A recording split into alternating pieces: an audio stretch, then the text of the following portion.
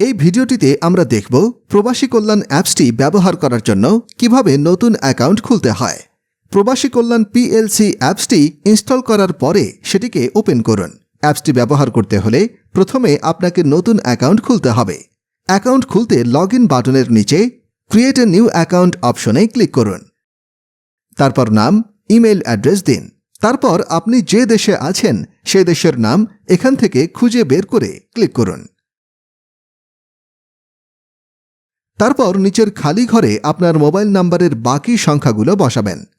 তারপর এনআইডি বা passport number বসাবেন। পিনকোডের ঘরে আপনার ইচ্ছামতো 4 সংখ্যার পিনকোড দিবেন। এই পিনকোডটি অবশ্যই মনে রাখতে হবে, কারণ পরবর্তীতে সকল লেনদেনের ক্ষেত্রে এই পিনকোড ব্যবহার করতে হবে। তারপর নিচের দুটি ঘরে একই পাসওয়ার্ড বসাবেন। তারপর ক্রিয়েট অ্যাকাউন্ট বাটনে ক্লিক করবেন। আপনার নতুন অ্যাকাউন্ট তৈরি হয়ে গেল। এবার আপনার সামনে লগইন অপশনটি আবার আসবে। এখন আমরা লগইন করব। উপরের বাম পাশের এই ঘরে ক্লিক করে আপনি যে দেশে আছেন সেই দেশের নাম সিলেক্ট করুন। তারপর ডান পাশের ঘরে আপনার মোবাইল নম্বরের বাকি সংখ্যাগুলো বসান। তারপর অ্যাকাউন্ট তৈরি করার সময় যে পাসওয়ার্ড দিয়েছেন সেটি বসাবেন। এবার লগইন বাটনে ক্লিক করুন। তারপর পিন নাম্বার চাইবে। অ্যাকাউন্ট খোলার সময় 4 সংখ্যার যে পিন নম্বরটি ব্যবহার করেছেন সেটি এখানে বসাবেন।